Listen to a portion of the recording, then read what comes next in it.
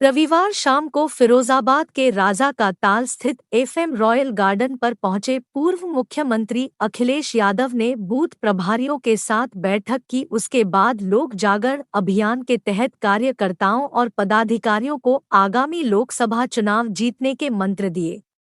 कार्यक्रम के उपरांत अखिलेश यादव पत्रकारों से रूबरू हुए। सपा के राष्ट्रीय अध्यक्ष अखिलेश यादव ने कहा कि भाजपा वाले बोलते हैं महंगाई नहीं है, बेरोजगारी के सवाल पर कहते हैं कि 100 में से 4 ही बेरोजगार हैं। ये कोई सरकार के सवालों के जवाब है। उन्होंने इन मुद्दों पर पत्रकारों से सहयोग करने की अपील की। अच्छे भी सांसद रहे हैं और जब 24 में रिजल्ट आएगा तो समाजवादी पार्टी का ही सांसद होगा।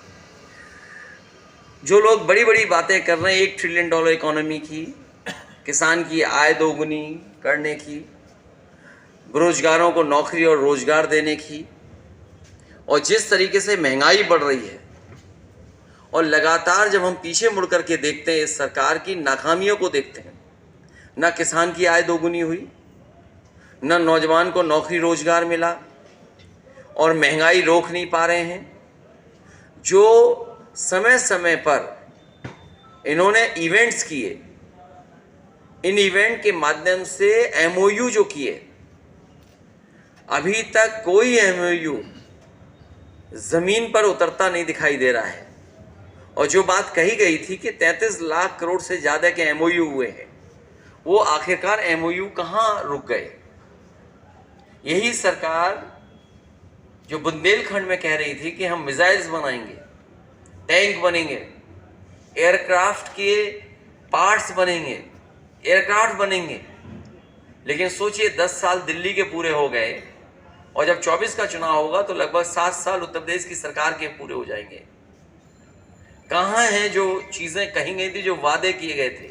और अभी तो घोषणा पत्र इनका पलटा नहीं। हम लोगों ने जो जो घोषणा पत्र में इन्होंने बातें लिखी थी, एक भी बजट के माध्यम से पूरी नहीं हो पा रही। जिस उत्तर प्रदेश में सबसे ज़्यादा बिजली का उत्पादन समाजवादी सरकार ने बढ़ाया, आज भी वो प्लांट पूरी तरीके से चालू नहीं कर पाए ये लोग, और उसका परिणाम ये है कि महंगी बिजली मिल रही है। हर गांव में बिल आ रहे हैं, मीटर लगा दिया गया, लेकिन बिजली कितनी मिल रही है उनको? आज एक भी जिला अस्पताल सरकार ने नहीं बनाया जहां गरीब का इलाज हो जाए।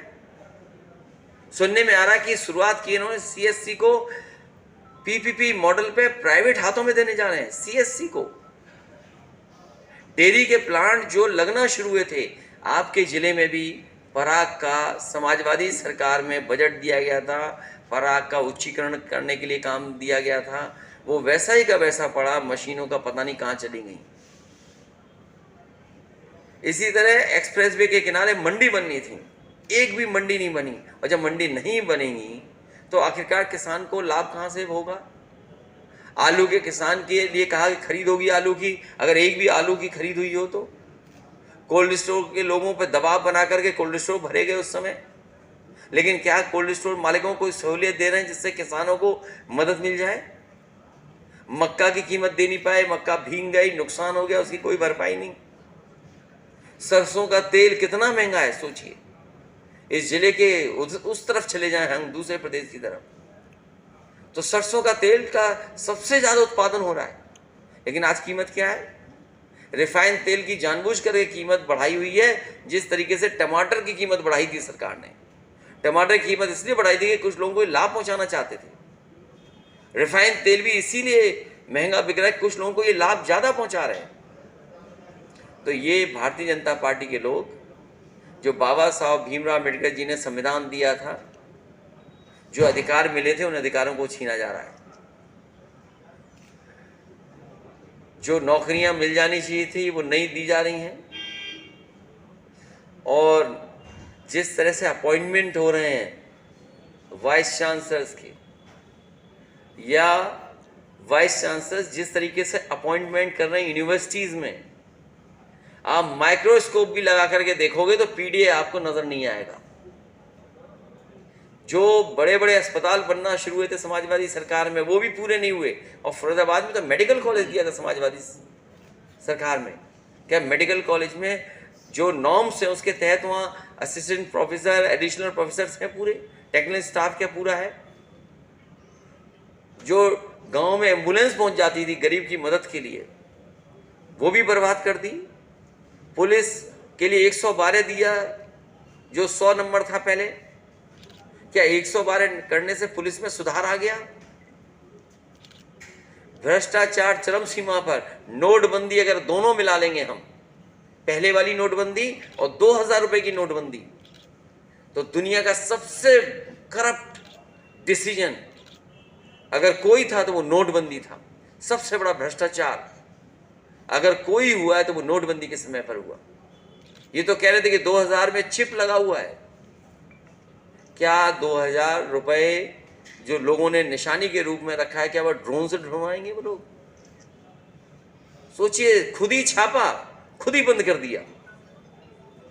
कितना बड़ा घोटाला किया इन्होंने। 2000 रुपया खुद ही छापा, खुद ही बंद कर दिया। इसलिए ये सरकार बचने वाली नहीं है। जो लोग लाल किले से झूठ बोलते हों, जो लाल किले में अपना ही वादा याद न रखते हों, उनको जनता इस बार सबक सिखाएगी। हम लोगों ने रामायण महाभारत पढ़ी है समय समय पर। आजकल जितनी प्लेटफॉर्म्स हैं उस पर जानकारी हासिल है।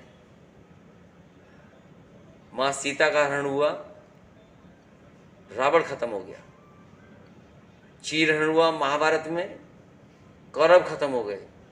अगर मणिपुर में हमारी बहनें और बेटियों के साथ ही व्यवहार हुआ है तो आधी आबादी भारतीय जनता पार्टी को वोट देने नहीं जा रही है। इस बार दिल्ली से भी जाएंगे, यूपी से भी जाएंगे। 14 में आए थे, 24 में चले जाएंगे।